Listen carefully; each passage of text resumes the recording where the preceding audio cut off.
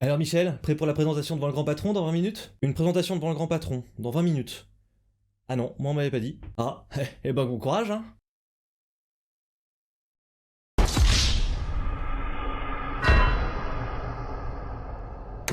Eh oui, dans le monde de l'entreprise, on n'a pas toujours des heures pour préparer une présentation ou un discours. Il faut donc s'adapter et surtout adopter une méthode efficace pour écrire une présentation très rapidement. Et ça tombe bien, c'est l'objectif de cette vidéo, comme tu l'auras vu, comment écrire et réussir un discours en 15 minutes.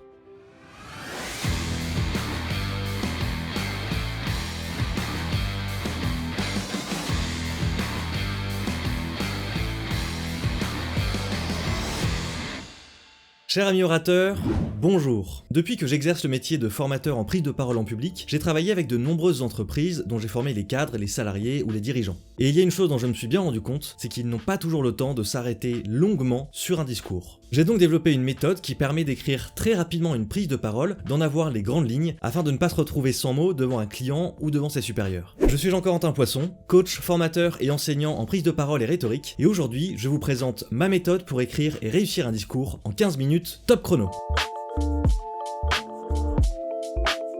Avant de te lancer dans l'écriture à proprement parler, prends 3 minutes pour définir ton objectif. Quel est le but de cette prise de parole? Il ne peut y en avoir qu'un seul.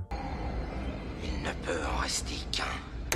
Il peut s'agir de vendre une solution, de présenter un projet, d'obtenir un partenariat, d'obtenir une augmentation. Il existe de multiples types d'objectifs, mais il n'y en a qu'un seul pour chaque discours. Il faut que ton objectif soit clair. Qu'est-ce que tu cherches à obtenir avec ce discours, avec cette prise de parole? Une fois que tu auras ça, ça va te permettre de te guider dans la suite de la préparation, mais surtout de te rappeler cet objectif pendant ta prise de parole pour éventuellement recentrer dessus et éviter de trop divaguer.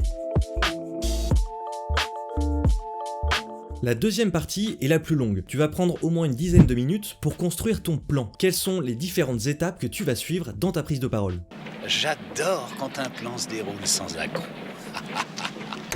Ne cherche pas à construire un plan trop long, tu ne construis là que le cœur du discours, l'argumentation, et donc tu vas essayer de conserver 3 ou 5 parties, 3 ou 5 arguments, 3 ou 5 étapes à ta prise de parole. Ici, ce que je te conseille, c'est de fonctionner comme un texte à trous. Tu notes sur ta feuille de papier idée numéro 1, idée numéro 2, idée numéro 3, et pour chacune de ces idées, tu vas noter en dessous un élément qui va être une illustration ou une image. Ce détail est très important. L'idée, c'est donc l'idée générale que tu présentes avec cet argument. L'illustration, c'est ce qui va permettre de nourrir ton discours, de lui donner des images, de le prouver, de le faire vivre. Il peut s'agir d'une métaphore, d'un exemple, d'une histoire, mais en tout cas de quelque chose qui va rendre ton discours plus vivant. Et c'est très important car si tu restes uniquement sur les idées générales, ton discours va être trop abstrait. Et il faut donner des images pour qu'un discours soit marquant et qu'il réussisse à impacter ton auditoire. Dans ton plan, tu peux noter à chaque fois donc une idée, une illustration, mais tu peux aussi ajouter quelques chiffres, quelques éléments. Ne va pas trop loin, tu n'as pas beaucoup de temps pour préparer, il faut donc que tu ailles à l'essentiel. Une idée, une illustration, éventuellement quelques données que tu as déjà à ta disposition, et c'est tout. Avec ça, tu as largement de quoi parler et de quoi réussir ta présentation. L'essentiel, c'est que ça soit clair, que les différents messages soient clairs, et donc que ton auditoire puisse les retenir facilement.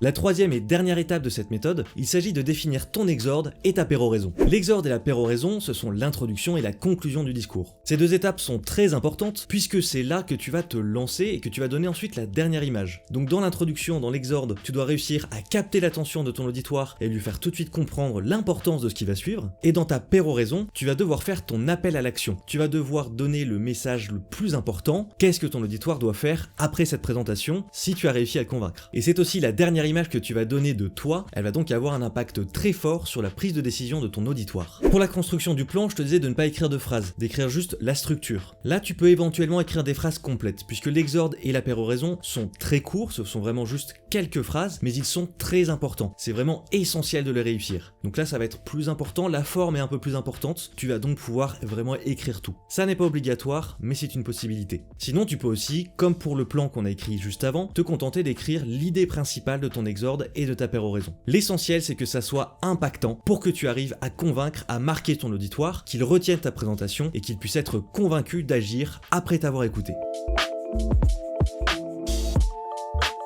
Alors tu l'auras compris, cette méthode est très courte. Effectivement, ça n'est pas forcément l'idéal, mais c'est la méthode qui fonctionne quand tu as 15 minutes, quand tu as très peu de temps. Si tu disposes de plus de temps pour préparer un discours, je t'invite plutôt à suivre la méthode que je t'ai décrite dans ma première vidéo sur l'écriture du discours. Mais dans l'urgence, il faut savoir aller à l'essentiel et surtout ne retenir que les éléments les plus forts, c'est-à-dire la structure, l'exorde, la péroraison et ton objectif. Avec ces 5 éléments, tu as largement de quoi réussir une prise de parole et convaincre ton supérieur de donner une augmentation de 150%.